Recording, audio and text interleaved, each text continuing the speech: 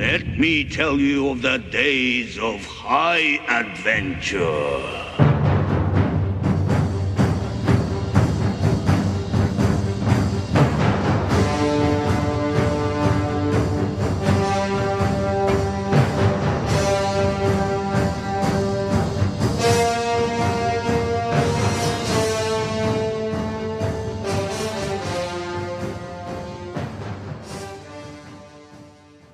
Hey there, Nation, and welcome to the show where we help you to play miniatures wargaming on a budget. It is I, Commander Chiefskate, and we are back with another episode of the Golden Age. This is our series that is dedicated to Warhammer Fantasy Battle Reports, and this is Battle Report number 135. It is a 3,000 point battle as fought between Dwarves as well as Lizardmen. I'll be playing against my friend Iron Major, the Nation of Fallen Holds, which is his 3,000 point Dwarf army, and I'll be playing the Lizards of Waz, my 3,000 point Lizardman army. So for those of you guys who are tuning in for the very first time, what we're doing is we're actually taking our studio's Lizardman army and taking it through its paces by fighting against every other army that's located within our studio's collection. Now, this Lizardman army looks a little bit different than what you're used to seeing, and the reason why is because it is a pretty much a proxy heavy army, and the reason why is because when we used to do Warhammer Age of Sigmar battle reports on this channel, I had a bunch of leftover bone splitters that were just sitting on a shelf collecting dust. So instead of doing that, I decided to take some leftover goblin miniatures that I had, as well as these bone splitters that I had, and decided to proxy them as Lizardman army. The reason why is because orcs can be easily proxied for Saurus warriors, as well as your goblins being used for proxies for skinks. I did manage to get some secondhand Seraphon miniatures from a Warhammer Age of Sigmar from a guy at my local gaming store, and I cobbled together this army called the Lizards of Waz. So that being said, ladies and gentlemen, we're going to play some background music real quick. As the music is playing, they'll show you photos of both armies as well as our army rosters. If you want to know exactly what we're taking for this one, you can pause and take a look at your leisure, or take a look down the description box below for more information. So with that being said, let's get this battle report on a roll. Grom, I've never prayed you before. I have no tongue for it. No one, not even you, will remember if we were good men or bad, why we fought, or why we died. No. All that matters is that two stood against many. That's what's important. Balor pleases you, Grom. So grant me one request. Grant me revenge. And if you do not listen, then to hell with you. Assemble the army! So the scenario rules for this one is Battle Line is the most typical game of Warhammer the Fantasy that we play on this channel, with standard deployment as well as standard victory conditions. So with the scenario rules over, let's go to talk about battle plans as well as deployments. Alright, so here's an overview shot of the entirety of the battlefield. As you can see, Iron Major and I are playing on a 4x6 table. He is deployed on the near side of the table, while I'm deployed on the far side of the table. And I do have my work cut out for me in this battle report, and the reason why is because Iron Major is playing a dwarf gunline list. The Nation of Fallen Holds is a very powerful dwarf army list that Iron Major has put together, and it revolves around the gunline. So for those of you guys who are unfamiliar with what a gunline build is actually a very defensive dwarf army list. The idea is that the dwarf army pretty much takes a situation where they protect their flanks by castling up in the corner of a battlefield to protect their flanks. And what they do is they set up their offensive capabilities primarily in shooting, with either war machines with lots of engineering runes attached to it, as well as some heavy shooting units and some really good close combat units to protect the flanks. And as you can see in this photo, Iron Major does exactly that. He is actually, his entire army fits entirely within the right hand corner of the battlefield. He's got two horde formations of infantry on either side, with his shooting units in the middle, followed by war machines located on the top of the hill. And as you can see, because he's taken this whole denied flank type of deployment, I'm going to have my work cut out for me, because I'm going to have to move across the battlefield as quick as I can in order to try to engage him. Because if I take my time, he's just going to shoot me to pieces with his war machines as well as his shooting elements as well. So it's going to be very, very difficult. My plan here is to pretty much send my monster as well as my Charizards. Send my Charizards flying across the battlefield to deal with his war machines. Hopefully I can destroy him in close combat and buy my troops some time. At the same time, also charge his right hand flank with my Guacamole guards, as well as my Bastiladon, as well as my Saurus Oldblood on a Carnosaur. At the same time, sending my Thesaurus, which is my huge unit of Saurus warriors, over to his left-hand flank as well. Now my softer unit choices, things like my Skinks as well as my Jurassic Jousters, which are my Cold Riders, are in the center of my army, so that way they can move across the battlefield as quick as they can and engage the two units of shooting units in the center of his battle line. But like I said, it's all theory at this point. Whether it works or not, though, we're going to take a look at that and see exactly how it happens. And by the way, in case you're not familiar who Iron Major is the terrain-making genius who actually makes all the terrain that you see on all the battlefields that we have on our channel.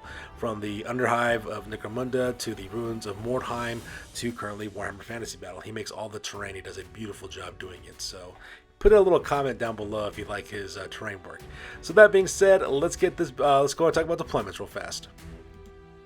So first of all, starting on the left-hand side, that unit is called Clan Stormcroak, the Brethren of Valaya. It is a unit of 37 hammers with musician and standard bearer. They have great weapons, heavy armor, as well as shields, and they also have the Master Rune of Valaya, giving this army a 4-up for dispel attempts. Also leading this unit, also a couple of characters. First of all, we have the General of the Army, Lord Ivar Bodesson, the Lord of Fallen Holds. He is a Dwarf Lord who's also the General of this army. He's got a great weapon as well as Gromril armor. He has a shield as well as shield bearers. He's got the Rune of Parrying on his great weapon, giving -1 to hit against, 2 runes of iron, as well as a Rune of Fortitude. Also in this unit is Ragnar the Spellbreaker. He is a Runesmith. He's equipped with a great weapon, shield, as well as Gromril armor. He's got a Rune of Speed, as well as 2 runes of Spellbreaking as well. And that makes the deployment here on the left-hand side. Making up his center line is where most of his killing power for this army is located. On the left-hand side, that is called the Clan Ysmir, the Vengeful Ones. It is a unit of 18 quarrelers, a musician and standard bearer. They have dwarf crossbows as well as great weapons, heavy armor, and shields. And right next on the right-hand side, that's called Clan Helheim, the Fall of the Dragonbacks. He has 17 thunderers with musician and standard bearer. They have dwarf handguns, heavy armor, as well as shields. And leading that unit as well is Grim Burlickson.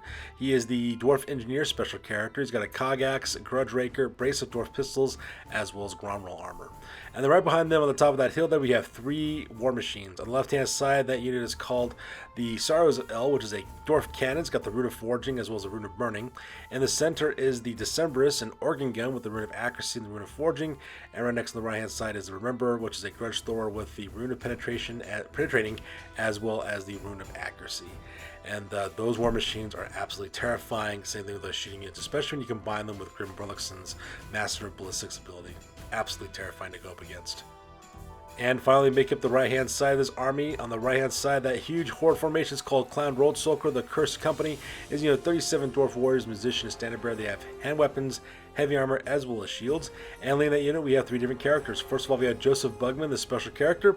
He's got dwarf crossbow, Gromril armor, as well as shield. He's packing his axe, All Trustworthy, as well as Bugman's tankard.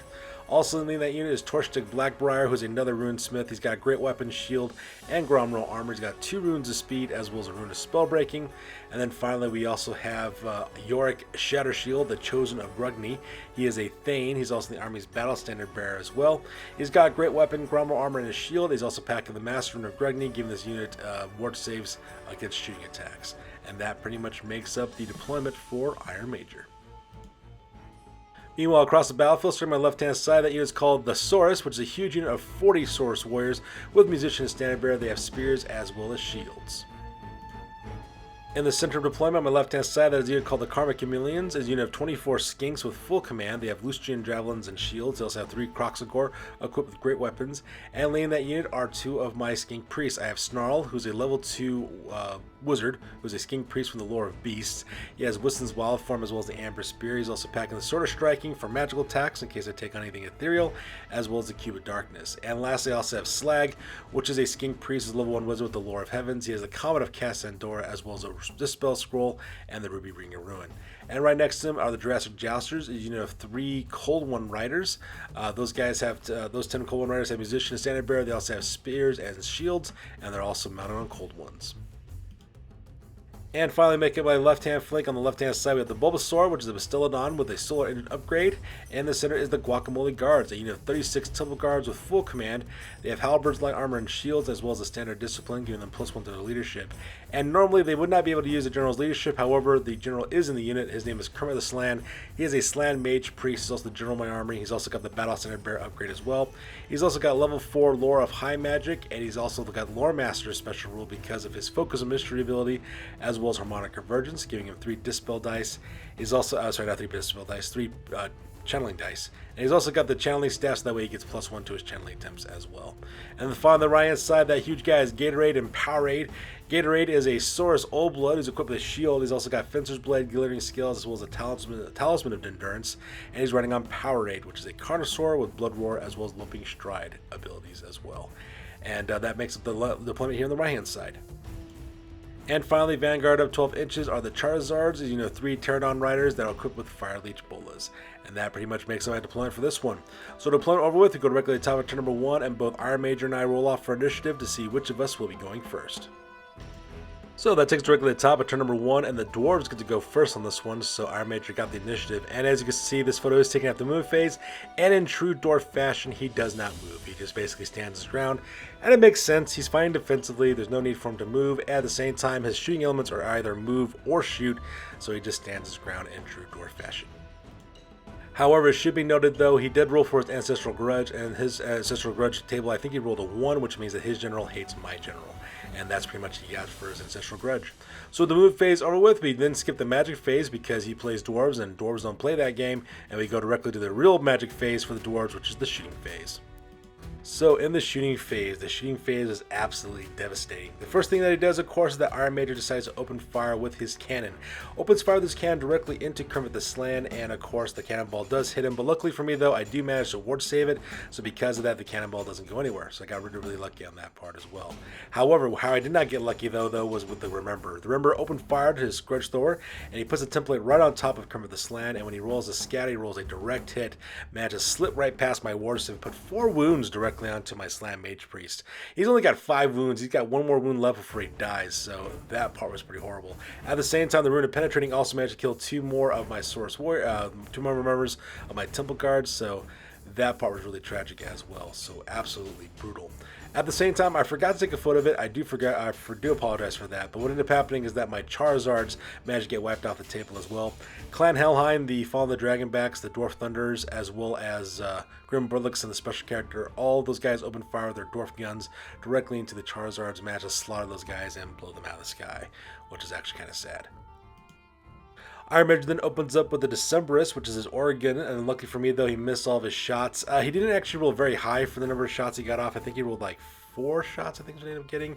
Unfortunately, the trees kind of blocked his shots for the most part, so because of that, he missed all of his shots from the Decemberist. However, the Clan Easement, the Vengeful Ones, opened fire with their crossbows, managed to pop off one of my Jurassic Jousters. So all things kind of considering, I got kind of lucky in this round of shooting, but at the same time though, I got 4 wounds on my general, so that part is really bad. So with that takes us directly to bottom turn number 1 for the Lizardmen, and this photo is taken after the move phase. And as you can see in this photo, I just start moving up as quickly as I possibly can. If I delay too long, I will be shot to pieces. I fought against Iron Major's gunline list several times throughout my wargaming career, and I know better than just to stick around. So the first thing I do, of course, is I march up everything I can. I move up Gatorade and Powerade to skirt along the right-hand side, head directly towards the Clan Roadsulker. I also march up my Guacamole Guards to the forest as well, trying to cross that line and get directly to Clan Roadsulker. I also march up the Bulbasaur to protect my left-hand flank, as well as my Jurassic Jousters. They move up all the way forward, taking point. I do run into a bit of a traffic jam because of that standing stone there in the center of the table, so because of that, the house, my Karmic Chameleons can't go as quickly as they normally do, so they just kind of scoot up right behind the Jurassic Jousters. Meanwhile, on the far left-hand side, my Thesaurus move up as quick as they can, try to swing around and try to engage on the left-hand flank as well. And that pretty much makes it my move phase for this part. So here's a close-up of the Thesaurus as well as the Karmic Chameleons moving as quick as they can across the battlefield, because I really don't want to be shot to pieces before I finally engage my opponent. And here's a close-up of the Jurassic Jousters, the Bulbasaur as well as the Guacamole Guards, hustling as quick as they possibly can because they don't want to get caught open in the field of fire. And finally, here's a close-up of Gatorade and Powerade, trying to do exactly the same thing, moving across the battlefield as quick as possible, so that way they don't get killed inside the kill zone that the Dwarf Gunline is waiting for them. And pretty much that makes up my entire turn. My magic phase was pretty much lackluster. My opponent was able to dispel most of my spells, so that part was kind of sad. I'm out of range for shooting, and there's no close combat, so that takes directly to the top of turn number 2 for the Dwarves. Alright, so that takes us directly to the top of turn number 2 for the Dwarves, and this photo is taken after move phase, and once again, my buddy Iron Major has no need whatsoever to move, just because he's playing a Dwarf Gunline. That's what they do, they don't move at all. So with the move phase over with, we skip the magic phase because Dwarves don't play with magic, then we go directly to the shooting phase. Alright, so that takes directly to the shooting phase. As you can see in this photo, Iron Major strikes again. He opens fire at both Clan Ysmir, the Vengeful Ones, his Coilers, as well as Clan Helheim, the Fall of the Dragonbacks. Between the fire, between the crossbows, as well as a gun, I managed to kill 8 of my Jurassic Jousters. And just like that, the only thing I have left are 2 Jurassic Jousters. Needless to say, I have to roll Insane Courage, otherwise I have to flee. I don't roll Snake Eyes, so I flee back, I think, 10 inches, so I go right past the Karma Chameleons. Lucky for me, though, the Karma Chameleons did pass their panic test for me fleeing right through them, so they're perfectly fine. But at the same time, though, my Jurassic Jousters are done, and just for spoiler alerts to let you guys know, they never recover, and they eventually flee off the edge of the table, so that part was brutal. Which brings us directly to the shooting phase and the Guacamole Guard. So once again, my buddy Iron Major decides to open fire with the Rememberer, and he puts the template right on top of Kermit the Slan, and he rolls a scatter, and he rolls a direct hit a second time in a row with that Rememberer. So because of the Storm Thrower lands directly on top of Kermit the Slan, puts 3 wounds on him because I could not ward save it, so kills my general. Not only does he kill my general, he also kills my army's battle standard bear at the same time. It was horrible. He managed to kill, I think, 3 or 4 of my temple guards as well because of the blast radius from the explosion, so that part was horrible. Then he opens up with the Decemberist as well, managed to kill a couple more guys as well, and manages to put it almost like, I think, a quarter of my guys. Luckily for me, though, I do manage to pass my panic test, so these guys don't flee. And then he opens up with the cannon, the Sorrows of Eld. Now, I got really lucky on that one. He actually fired 10 from the back like you usually do, and he fired the shot. The shot actually landed, I think, about 6 inches away. He did roll again for the bounce on that one. He rolled a 2, so because of that, it didn't go any further. It actually missed Gatorade and Parrying, so I got really, really lucky on that one. So I think he did try to re-roll it because of his Rune of Forging, but unfortunately from that, it didn't go any further than that. So got really, really lucky in the shooting phase, all things considered. So with the shooting phase over, let's get close combat phase, and we go directly to the bottom of the turn for the Lizardmen. Alright, so that takes directly to the bottom of turn number 2 for the Lizardmen, and once again, this photo is taken after the move phase, and with the yellow in the air, I charge 4, because I have to really commit my forces, because otherwise they're going to get shot to pieces if I'm not careful. So the first thing I do, of course, I declare charge with Gatorade and Powerade. I use my Blood Roar ability, but because they're dwarves and dwarves don't break, they stand their ground no problem, and I go directly right into the front of them. At the same time, I also declare a charge with the Guacamole Guard to make a long-distance bomb charge directly into the Clan Roadstalker, and they make it no problem. So that part was really cool. The only problem I got to face, though, is that I'm facing down a huge horde formation of Dwarf Warriors. Now, they don't get their +1 to their strength because they got charged against, but they do get +1 to their parry saves. And at the same time, the unit also has Stubborn from Joseph Bugman's Liquid Fortification rule, so I do have to worry about that. Now, I do try to charge 4 with the Bulbasaur, but unfortunately, though, I do fail that charge. I think I go for like 3 or 4 inches. I don't go very far at all. And of course, my opponent also stands and fires as a reaction for Clan Helheim, but luckily for me, though, he was unable to wound the Bulbasaur. At that point, then I moved up my Saurus Warriors. I'm sorry, not my Saurus Warriors. My Karma Chameleons as quick as they can, so that way they can do some long-range shooting with their javelins. And at the same time, I marched up the Thesaurus that are moving to that series of standing stones there on the left-hand side. So here's a close-up of the Thesaurus as well as the Karma Chameleons moving as quick as they can across the battlefield to start engaging my opponent's main battle lines. And here's a close-up of the Guacamole Guards as well as Gatorade and Powerade charging directly successfully into the Clan Roadstalker. And at the same time, you see the failed charge attempt by the Bulbasaur as well. And finally, here's a close-up of the Liquid Fortification rule because Joseph Bugman is leading this unit and they got the Stubborn trait. So because of that, these guys will be rolling on their unmodified leadership. So that part is kind of rough. So with the movement phase over with, we go directly to the shooting phase. Sorry, not the shooting phase. We go directly to the magic phase. And during the magic phase, I was able to destroy the Decemberist. And the reason why is because I fired off the boosted version of the Amber Spear directly at him and managed to blow up that war machine, which is all kinds of awesome. And the best part was, well, maybe not the best part, but Iron Major was unable to stop it. And the reason why is because I got that spell off with Irresistible Force. Klaatu! Miranda! Unfortunately, though, I do miscast 7, so I do kill a couple of my fellow Skink Warriors, but, you know, small price to pay in order to destroy the Decembers, because that Oregon gun is absolutely terrifying. And in the shooting phase, I was able to plink off a couple members of Clan Helheim, the Fallen of the Dragonbacks, managed to kill 2 of those Dwarf Thunderers, and the reason why is because of the poison attack from my Lucian Javelins from my Karma Chameleons, so that part was cool as well. So with the shooting phase over with, we go directly to the combat phase. And during the combat phase was pretty good, all things considered. I decided to declare a challenge with Gatorade directly into Clan Roadstalker, and of course Iron Major decides to accept the challenge with Joseph Bugman. The two of them go at it, and unfortunately for my opponent, he wasn't able to cause any wounds to Gatorade whatsoever, but Gatorade and Powerade were able to kill off Joseph Bugman. And they not only did they kill him, but they also killed him 2 times over with two additional wounds from that bonus on that part. So that part was kind of nice. From there, we go to regular close combat. I was able to kill 6 members of Clan Roadsoaker. They only managed to kill 2 of my Guacamole guards. So I won this combat by a landslide. And normally this would actually cause them to break, but they are stubborn right now because of liquid fortification. So they roll on their unmodified leadership, and because they're dwarves and dwarves don't break, they stand their ground. So that part was pretty cool. I did feel kind of bad for Iron Major though. Iorek Shattershield, which is the Thane for his army, he pretty much flubbed his rolls. Usually does a really good job of destroying guys, but unfortunately just couldn't get his hits off with that or with his Runesmith Torstig Blackbriar either. And this really kind of shows you the disparity between the strength of the dwarves versus the toughness of the Source Warrior of the Lizardmen. I have toughness 4, they have strength 3, so they're moving me up at a 5 up anyways. But they're much more defensive. I could have killed a lot more dwarves. The problem though is I got that 5 up parry save because of the shield wall ability. So because I wasn't able to take out as many as I was hopefully liked. But you know, them's the breaks, I suppose. So with that takes us to the top of turn number 3 for the Dwarves, and once again, this is a close-up of the move phase, and shocker, the Dwarves don't move, and the reason why is because they don't have to at this point. Iron Major is still keeping his left flank protected by keeping it right next to that corner so that way it doesn't get overrun. At the same time, his shooting elements are still staying on the ground so that way they can shoot. He is facing some threats on the right-hand flank, but luckily he's got a huge horde formation of Dwarf Warriors to deal with it. So with the move phase over with, we skip magic phase because the Dwarves don't play magic, and we go directly to the shooting phase. So once again, during the shooting phase, Clan Helheim, the Fall of the Dragonbacks, as well as Grim Bodesson, they open fire with their guns directly into the Karma Chameleons. At the same time, my opponent also fires the Remember his Grudge Thrower directly into my Karma Chameleons as well. Puts it right in the middle of the formation, and when he rolls the scatter, once again, he rolls a perfect direct hit. 3 times in a row, direct hits from that Grudge Thrower.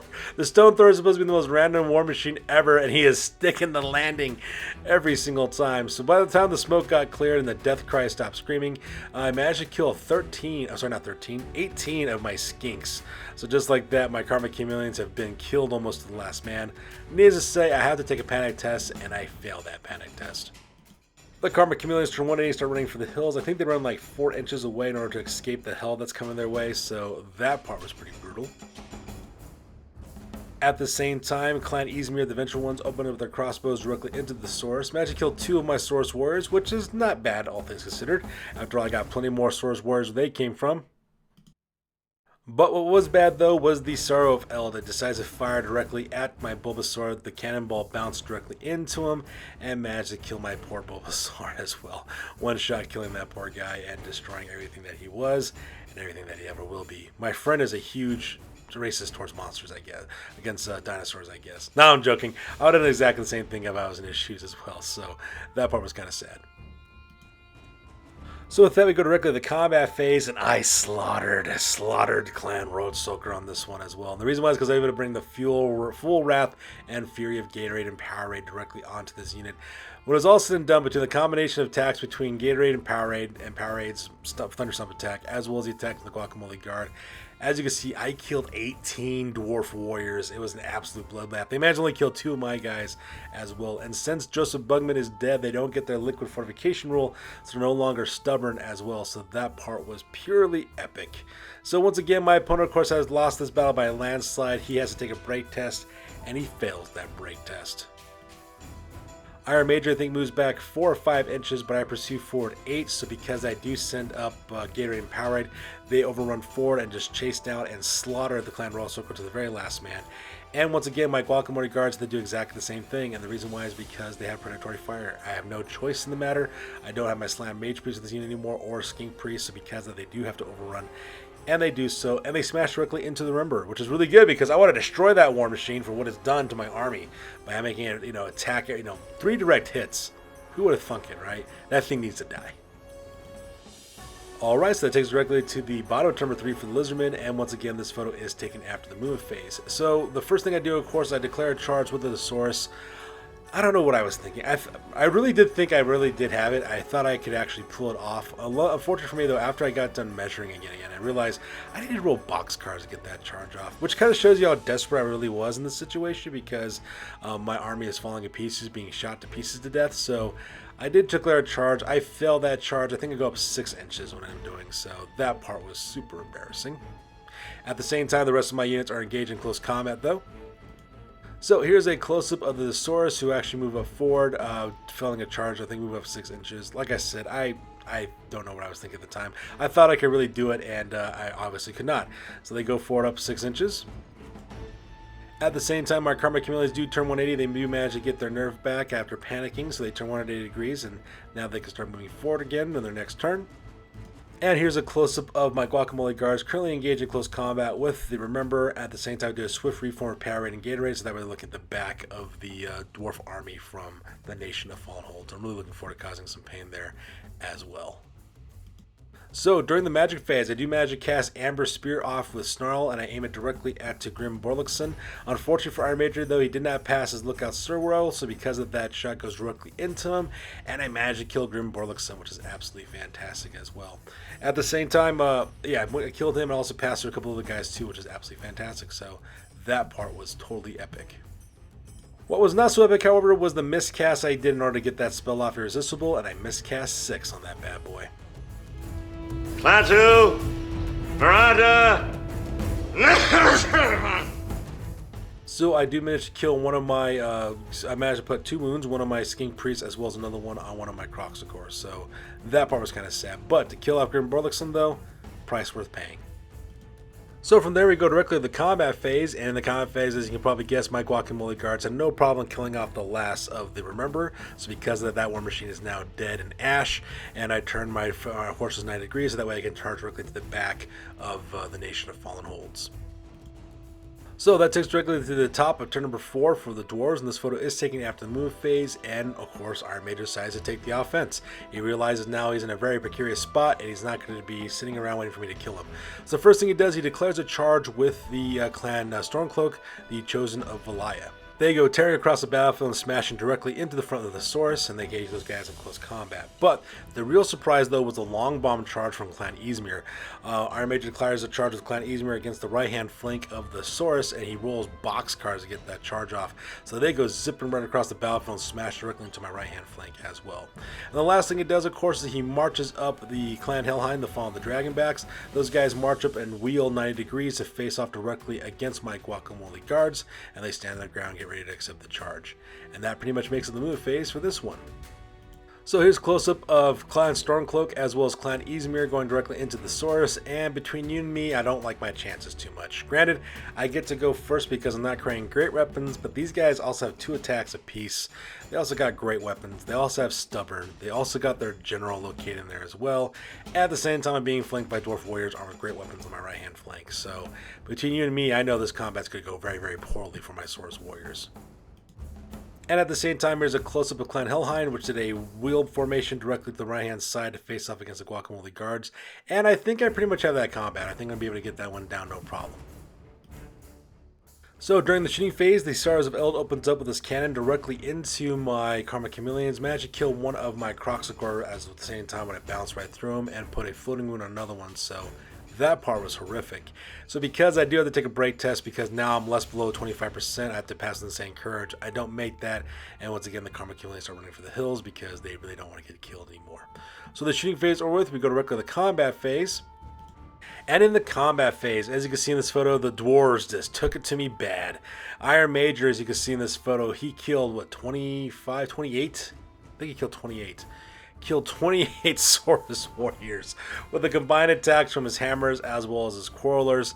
In the end, I was only able to kill, I think it was like 4, killed 4 hammers and 4 quarrelers. That was it.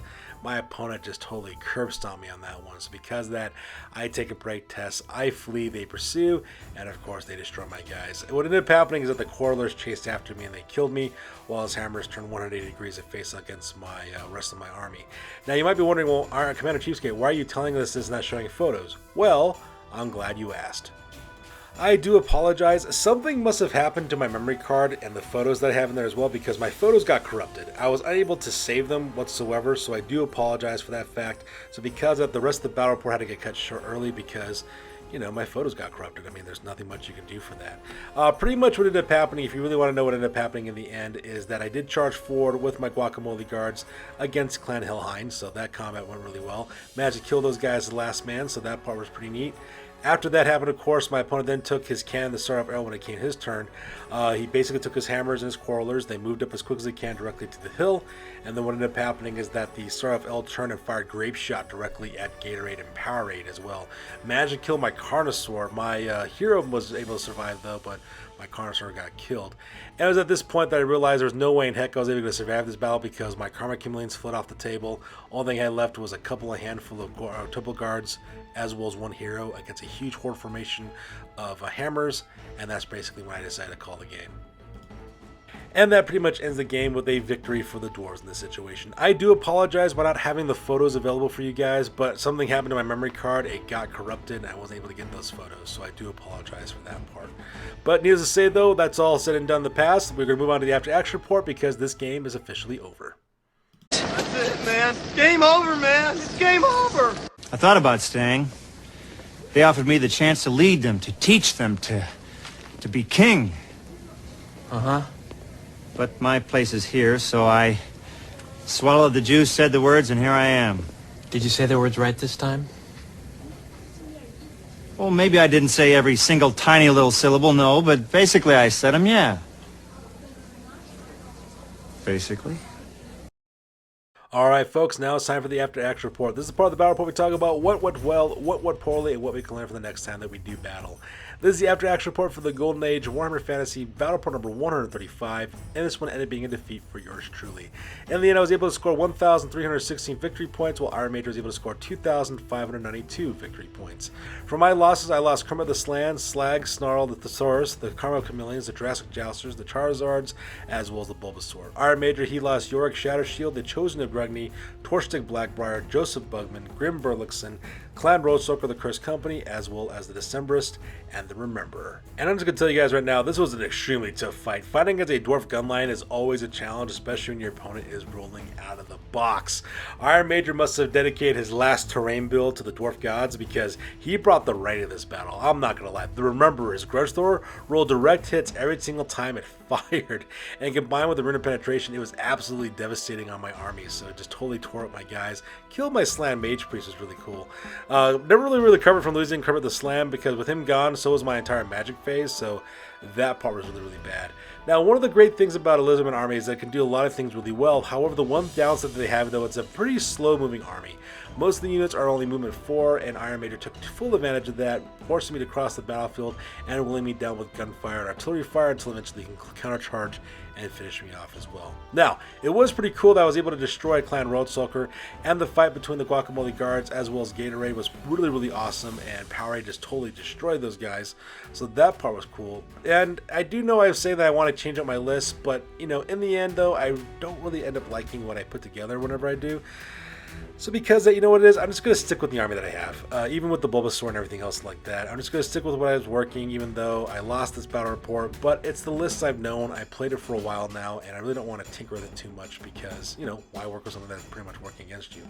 And as always, this was still an awesome time. Whenever I get to play against Iron Major, it's always a really fun time, and as always, I am looking forward to the rematch. And by the way, drop a comment down below to inspire him to create more terrain. Iron Major makes all the terrain that you see on this channel, and it's all made homemade from styrofoam, sand, wood glue, cardboard, and he makes amazing things out of that.